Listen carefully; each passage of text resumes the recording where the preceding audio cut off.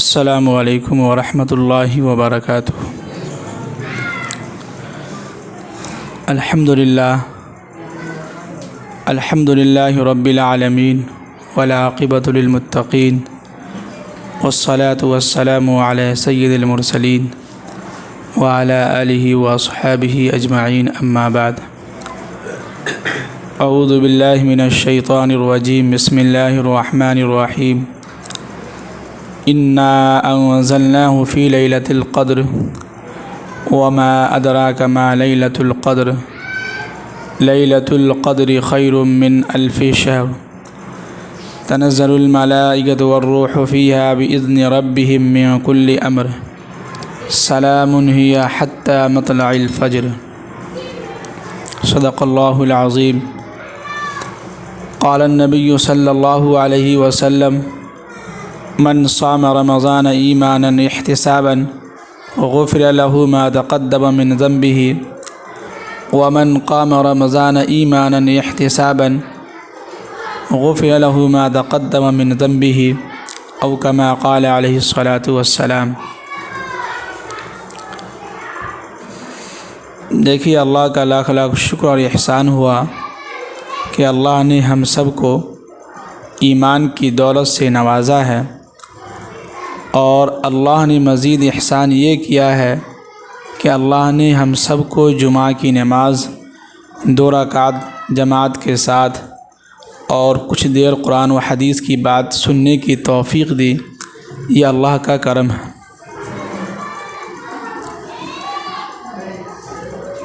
دیکھیے، یہ جو مہینہ چل رہا ہے، یہ مہینہ رمضان المبارک کا مہینہ چل رہا ہے۔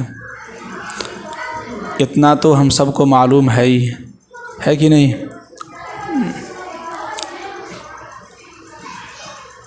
اور رمضان المبارک کا دوسرا عشرہ جو ہے چل رہا ہے، اور آج سمجھیے کہ 18 رمضان ہے، کل 19، اور سمجھیے کہ اتوار کے دن جو ہے، اتوار کے دن مغرب کے بعد سے لے کے جو ہے تیسرا عشرہ شروع ہو جائے گا،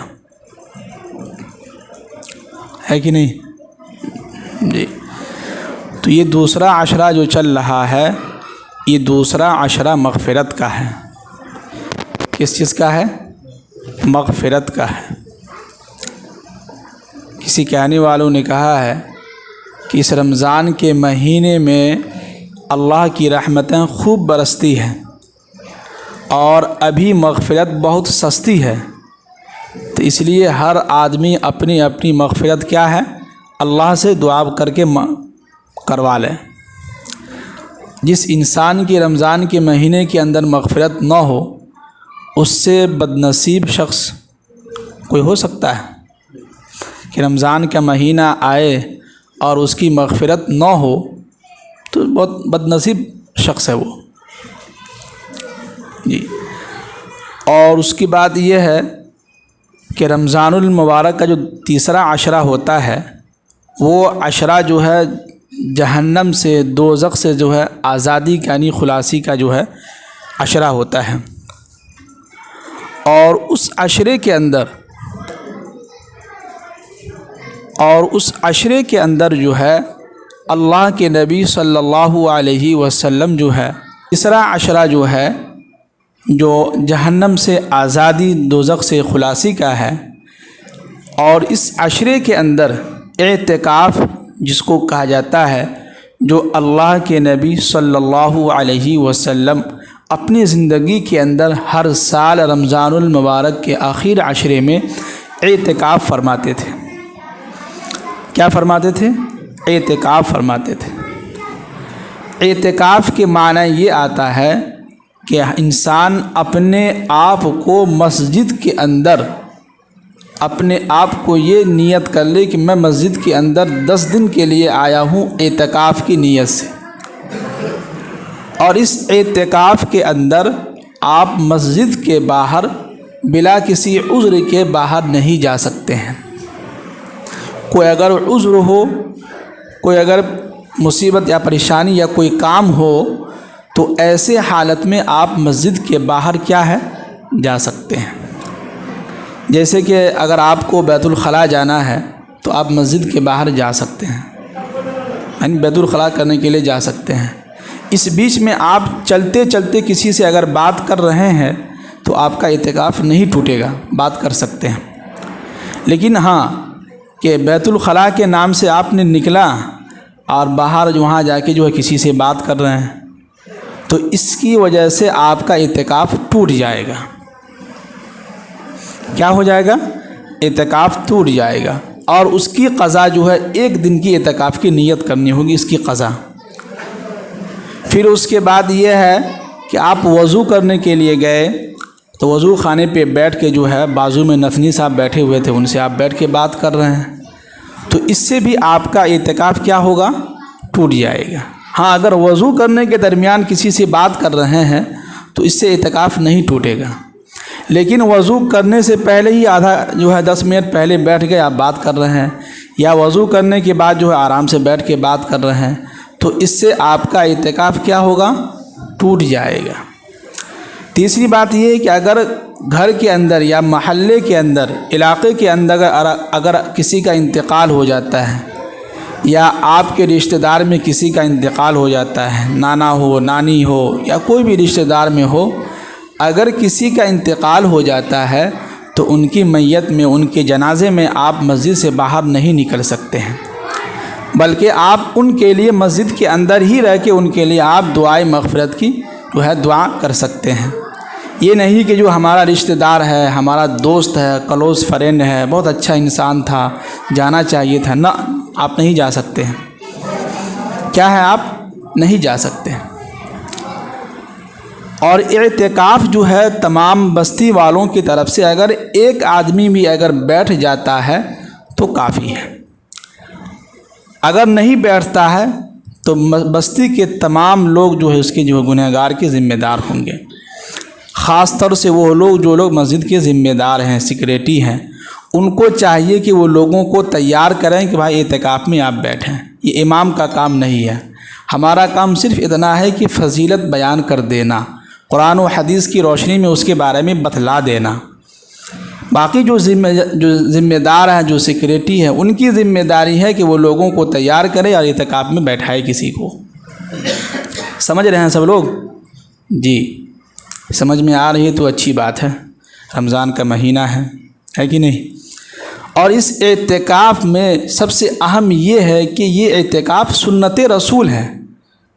سب سے اہم فضیلت تو یہ ہے کہ ہم اللہ کے نبی صلی اللہ علیہ وسلم کے سنت پر عمل کر رہے ہیں، یہ سب سے اہم ہے۔ اور حدیث پاک کے اندر آتا ہے کہ اگر کوئی شخص 1 دن کا بھی اعتکاف کرتا ہے اخلاص کے ساتھ، نیت کے ساتھ، تو اس کے اور جہنم کے درمیان اتنی دوری کا فاصلہ ہو جاتا ہے جتنی دوری کا فاصلہ ابھی زمین و آسمان کا ہے، یعنی اتنا وہ شخص جو ہے جہنم سے دور ہوتا چلا جاتا ہے۔ اب بتائیے کہ جو شخص پورے یہ رمضان کے آخری عشرے کا 10 دن کا اگر اعتکاف کرتا ہے یا 9 دن کا اعتکاف کرتا ہے تو اسی حساب سے دیکھ لیجئے کہ وہ انسان جو ہے جہنم سے کتنا دور ہوتا چلا جائے گا۔ اور اعتکاف میں بیٹھنے کا تیسرا مقصد جو سب سے اہم جو فضیلت ہے وہ یہ کہ ہمیں شب قدر کی رات مل جاتی ہے کہ نہیں؟ شب قدر کی رات کیا ہے؟ مل جاتی ہے۔ اور یہ شب قدر کی رات جو ہے اللہ کے نبی صلی اللہ علیہ وسلم جو ہے فرمائے کہ یہ طاق راتوں میں ان کو تلاش کیا جائے۔ ایسے تو اس کی متعین تاریخ اللہ کے نبی صلی اللہ علیہ وسلم کو معلوم تھا، لیکن اللہ کے نبی صلی اللہ علیہ وسلم جیسے ہی بتلانے کے لیے لوگوں کو باہر نکلے تو دیکھیے کہ آپس میں کچھ لوگ جو ہے مار پیٹ کر رہے ہیں، بحث و مباحثہ کر رہے ہیں۔ اب ان کے چکر میں اللہ تعالیٰ نے اللہ کے نبی صلی اللہ علیہ وسلم کے ذہن سے وہ بات نکلوا دی، بھلوا دی۔ اب اللہ کے نبی صلی اللہ علیہ وسلم نے ارشاد فرمایا کہ رمضان المبارک کے اندر جو آخر عشرہ ہے اس میں ہم نے ایک رات ایسی رکھی ہے جو 1000 مہینوں سے افضل، سب سے بہتر ہے۔ اگر کوئی شخص اس رات میں عبادت کرتا ہے اور شب قدر کی رات اگر کسی کو مل جاتی ہے تو سمجھیے کہ 80 سال جو ہے اس نے عبادت کرنے کا ثواب پا لیا۔ کتنے سال؟ 80 سال۔ بتائیے 80 سال تو عمر آج کل بہت کم ہو رہا ہے۔ اب جو لوگ پرانے ہیں وہ تو چل رہے ہیں، اور ابھی جو ہم لوگوں کی جو عمر، جو نئی نسل، جو نوجوان آ رہے ہیں، یہ 50 کے بعد ٹپک جائیں گے۔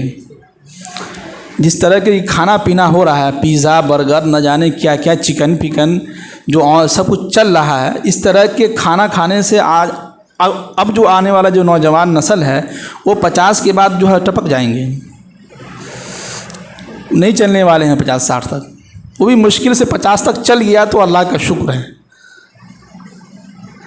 تو اگر انسان مان لیجیے اگر اس کی زندگی میں 40 سال کے اندر 40 سال میں 40 مرتبہ اگر وہ رمضان پا لیتا ہے اور ہر سال وہ شب قدر کی رات کی تلاش میں لگ جاتا ہے تو بتائیے کہ کتنا ثواب اس کو مل گیا،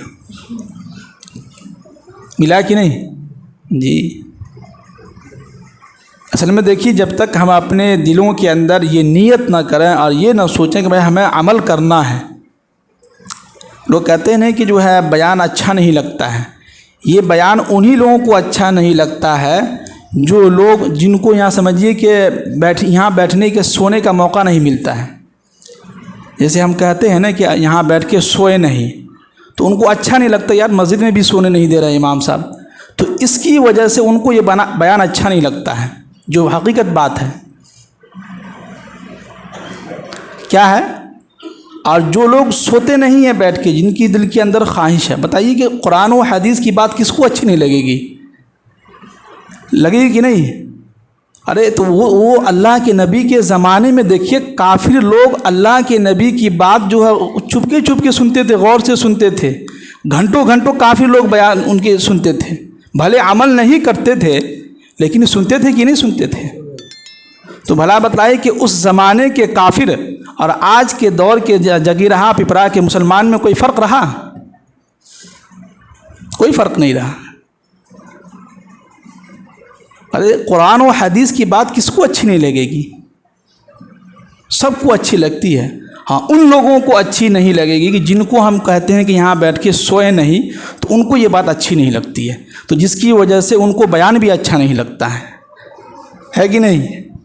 اگر آپ غور سے سنیے گا تو انشاءاللہ، بھلے میں بہت برا ہوں، میں مانتا ہوں بہت گندا انسان ہوں، میں بہت برا ہوں، مجھے کچھ نہیں آتا، لیکن اللہ نے جو کچھ مجھے علم دیا ہے مجھے فخر ہے، میں اللہ کا شکر ادا کرتا ہوں کہ اللہ نے مجھے اس کام کے لیے چنا ہے، مجھے اللہ نے عالم دین بنایا ہے۔ میں اس بات سے بہت خوش ہوں اور میں خوشی کا اظہار بھی کرتا ہوں۔ ہاں کبھی کبھی ایسا ہوتا ہے کہ سامنے والوں سے زیادہ دوسروں تک جو بات پہنچائی جاتی ہے ان کو زیادہ سمجھ میں آتا ہے، کبھی کبھی ہوتا ہے۔ اس لیے اللہ کے نبی نے کہا کہ جو لوگ یہاں حاضر ہے ان کی ذمہ داری ہے کہ وہ غائب تک بات کو پہنچائے۔ کیوں؟ اس لیے کہ جو یہاں حاضر ہے ان سے زیادہ وہ لوگ جن تک بات پہنچائی جائے گی ان کو زیادہ سمجھ میں آئے گا۔ یہ ہوتا ہے کہ چراغ تلے کیا ہوتا ہے؟ چراغ تلے اندھیرا ہوتا ہے نا، تو وہی مسئلہ ہے۔ تو خیر بہرحال اس رمضان المبارک کے مہینے کے اندر ہمیں اور آپ کو چاہیے کہ جتنا ہو سکے ہم اپنی مغفرت کروا لیں، اللہ سے خوب دعا مانگیں، لو لگائیں، اللہ سے رو رو کے مانگیں اور اپنی مغفرت کیا کر لیں؟ کروا لیں۔ اور اعتکاف میں ہر ایک انسان کوشش کرے، جو لوگ ہر چیز سے فارغ ہیں ان کو چاہیے کہ وہ مسجد میں آ کر جو ہے 10 دن کے لیے آ کے بیٹھ جائیں، بہت ثواب ملے گا اور ایسا آپ کی زندگی بدلے گی۔ اب جب 10 دن آپ مسجد کے اندر رہیے گا تو رہنے کے بعد جو انسان زندگی مسجد کے اندر رہتا ہے تو ایک نورانی ماحول مل جاتا ہے، ہر گناہوں سے بچتا ہے، اور بچنے کے بعد جو ہے وہ ہر نماز میں ان کو تکبیر اولیٰ مل جاتی ہے، 5 وقت کی نماز پابندی سے وہ ادا کرنے لگتا ہے، تہجد بھی ادا کرنے لگتا ہے، اوابین کی بھی نماز جو ادا کرنے لگتا ہے، اشراق کی بھی نماز کی پابندی کرنے لگتا ہے، چاشت کی بھی نماز کی پابندی کرنے لگتا ہے۔ تو بتائیں کہ اتنے سارے نماز اگر وہ 10 دن کے اندر اگر عادت بنا لیتا ہے اور 10 دن رہ کے اپنے گناہوں کی معافی کروا لیتا ہے تو وہ شخص سمجھیے کہ بہت ہی خوش نصیب ہے۔ اور جب وہ 10 دن کے بعد جب مسجد سے باہر نکلیں گے تو ان کی سمجھیے کہ ایک الگ ہی زندگی ہوگی، ان کی زندگی بدل چکی ہوگی۔ اگر وہ اس نیت سے بیٹھے کہ ہم اس نیت سے بیٹھ رہے ہیں کہ ہماری زندگی بدل جائے، ہمارے دلوں کو اللہ تعالیٰ پھیر دے، اللہ تعالیٰ ہمیں سیدھے راستے پر چلا دے، یہ سب سے اہم ہے۔ اب یہ ہے کہ اللہ کے نبی صلی اللہ علیہ وسلم نے ایک مرتبہ جو ہے ممبر پہ خطبہ دینے کے لیے جب گئے تو پہلے زینہ پر جو ہے پاؤں رکھے تو اللہ کے نبی نے کہا آمین۔ کیا کہا؟ آمین۔ جب دوسرے زینہ پر پاؤں رکھے، زینہ سمجھتے ہیں نا؟ ہاں سمجھدار لوگ ہیں تو دوسرے زینہ پر جب پاؤں رکھے تو اللہ کے نبی نے کیا کہا؟ آمین۔ جب تیسرے زینہ پر پاؤں رکھے تو اللہ کے نبی نے کیا کہا؟ آمین۔ اب ظاہر سی بات ہے کہ اس زمانے میں صحابہ جو ہے بہت شوقین تھے۔ اب جب صحابہ نے سنا کہ اللہ کے نبی، تو آج ایک نئی بات سننے کو ملا اللہ کے نبی سے کہ ہر زینے پہ پاؤں رکھ رہے ہیں تو آمین کہہ رہے ہیں۔ اب صحابہ کے ذہن میں یہ بات گھوم رہی تھی کہ کیا بات ہے، پوچھیں گے نماز کے بعد۔ تو جیسے ہی اللہ کے نبی صلی اللہ علیہ وسلم جو ہے نماز سے فارغ ہوئے، صحابہ کرام بیٹھے، صحابہ نے پوچھا کہ اللہ کے نبی جب آپ ممبر پر خطبہ دینے کے لیے جا رہے تھے تو ہم نے ایک نئی بات سننے کو ملا، ہم کو ایک نئی بات ہم نے سنی کہ آپ نے پہلے زینے پر پاؤں رکھا تو آپ نے آمین کہا، دوسرے زینے پر آپ نے پاؤں رکھا تو آپ نے آمین کہا، تیسرے زینے پر آپ نے پاؤں رکھا تو آپ نے آمین کہا۔ کیا وجہ ہے اس کی، کوئی بتائیے؟ تو اللہ کے نبی صلی اللہ علیہ وسلم نے ارشاد فرمایا، غور سے سنیے گا تب سمجھ میں آئے گا، دلوں کی کانوں سے سنیے انشاءاللہ بہت فائدہ ہوگا۔ کس کے کان سے؟ دلوں کے کان سے، جی یہ والے کان سے نہیں، دل کے کان سے۔ یہ والا کان سے سننے سے یہ ہوتا ہے کہ اس کان سے سنیں اور اس کان سے کیا ہوتا ہے، نکل جاتا ہے۔ اگر دل کے کانوں سے سنیں گے تو انشاءاللہ کچھ اثر ہوگا، کچھ فائدہ ہوگا انشاءاللہ۔ تو اللہ کے نبی نے فرمایا کہ جیسے ہی میں پہلے زینے پر پاؤں رکھا تو جبرائیل علیہ السلام آئے اور کہنے لگے کہ ہلاک ہو جائے وہ شخص، برباد ہو وہ شخص، نیست و نابود ہو جائے وہ شخص کہ جس نے اپنی زندگی کے اندر رمضان کا مہینہ پایا ہو اور اس کی مغفرت نہ ہوئی ہو، وہ شخص جو ہے ہلاک و برباد ہو جائے۔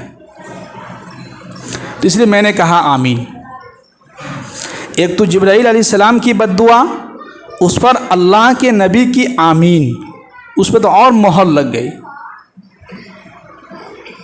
جب دوسرے زینے پر میں نے پاؤں رکھا تو جبرائیل علیہ السلام نے کہا کہ وہ شخص ہلاک و برباد ہو جائے کہ جس نے اپنی زندگی کے اندر اپنے دونوں ماں باپ کو اپنے بڑھاپے کی عمر میں پایا ہو اور اس کی خدمت کر کے اپنے آپ کو جنت کا حقدار مستحق نہ بنایا ہو، وہ شخص جو ہے ہلاک و برباد ہو جائے، وہ شخص جو ہے بد نصیب ہے۔ اس لیے میں نے کہا آمین۔ جب میں تیسرے زینے پر پاؤں رکھا تو جبرائیل علیہ السلام آئے اور کہنے لگے کہ وہ شخص ہلاک و برباد ہو جائے، وہ شخص جو ہے نیست و نابود ہو جائے کہ جن کے سامنے میرا ذکر ہو اور وہ مجھ پر درود نہ بھیجے، وہ شخص ہلاک و برباد ہو جائے۔ میں نے کہا آمین۔ بتائیے کتنی سخت بد دعا ہے۔ ایک تو جبرائیل علیہ السلام کی بد دعا، اس پر ہمارے اور آپ کے نبی سید الانبیاء جن کو حبیب کہا گیا ہے، ان کی آمین کی مہر لگ گئی۔ کتنی سخت بد دعا ہو گئی۔ اب ہم خود سوچیں، ہم لوگ کہ رمضان کا مہینہ آنے کے باوجود بھی ہم روزہ نہیں رکھ رہے ہیں، اتنے اچھے ہٹے کھٹے مستنڈے ہیں، کہتے ہیں کہ صحت خراب ہو جائے گی، کہتے ہیں کہ یہ ہے وہ ہے، کچھ لوگ تو کہتے ہیں ہم پتلے دبلے ہیں اس لیے روزہ نہیں رکھتے ہیں اور کم ہو جائیں گے۔ بھائی کچھ نہیں ہونے والا ہے، کوئی نہیں مرتا روزہ سے، سب غلط بات ہے، ایک نمبر کے ڈھکوسلا بازی ہے۔ یہ وہ لوگ ہیں جو سال بھر ہمیشہ کھاتے رہتے ہیں بھینس کی طرح۔ اب ظاہر سی بات ہے کہ رمضان کے مہینے میں ایک مہینے کے اندر اگر منہ بند ہو جائے تو پھر تو ان کا تو مسئلہ ہی ختم ہو جائے گا۔ تو اس لیے میرے محترم بزرگوں اور دوستوں، جو لوگ ابھی بھی روزہ نہیں رکھ رہے ہیں ان سے ہاتھ جوڑ کے کہتے ہیں اللہ کے واسطے ابھی بھی آج سے روزہ رکھنا شروع کر دیں، یعنی کہ آج سے نیت کریں، ارادہ کریں کہ انشاءاللہ جو روزہ چھوٹ گیا چھوٹ گیا، لیکن انشاءاللہ کل سے کیا کریں گے؟ روزہ رکھیں گے انشاءاللہ، ہے کہ نہیں؟ رکھیں گے نا سب لوگ انشاءاللہ؟ ایسے تو سب لوگ روزہ ہیں، ایمان والے ہیں، سب لوگ روزہ رکھتے ہیں، گمان اچھا رکھنا چاہیے کسی کے بارے میں، لیکن اگر کوئی نہ رکھتا ہو تو ان سے ہم گزارش کرتے ہیں کہ اللہ کے واسطے کچھ رمضان کا حصہ باقی رہ گیا، سمجھے کہ 18 رمضان ہو ہی گیا ہے، بس مشکل سے 10-12 دن باقی ہے۔ اب بتائیے کہ 17-18 رمضان گزر گیا، کچھ پتہ ہی نہیں چلا، پتہ چلا یوں آیا یوں چلا گیا۔ اس لیے قرآن نے کہا کہ ایام معدودات، یہ رمضان کے مہینے جو ہیں گنتی کے چند دن ہیں۔ قرآن نے کسی مہینے کے بارے میں نہیں کہا ہے، صرف رمضان کے بارے میں کہا۔ کیوں؟ لوگوں کو ڈر ہے، خدشہ کر باپ رے 1 مہینہ روزہ رکھنا ہے، 30 دن روزہ رکھنا ہے، باپ رے باپ۔ تو اس لیے قرآن نے آگے فوراً کہہ دیا ایام معدودات، گھبراؤ نہیں، بس چند دن کی بات ہے، چند دن، یوں آیا یوں گزر کے چلا جائے گا۔ دیکھیے 18 رمضان گزر گیا ماشاءاللہ، کبھی روزہ نہیں لگا، اللہ کا شکر ہے چل رہا ہے۔ قرآن پاک بھی آج یاد کیے ہیں، 2 گھنٹہ 3 گھنٹہ قرآن پاک یاد کر کے پھر جو ہے مطالعہ کیے ہیں، پھر تقریر کر رہے ہیں ماشاءاللہ، پھر ابھی جمعہ کے بعد پھر یاد کرنا ہے۔ اللہ کا شکر ہے چل رہا ہے، چہرے پہ خوشی بھی ہے ماشاءاللہ، کوئی ٹینشن نہیں ہے۔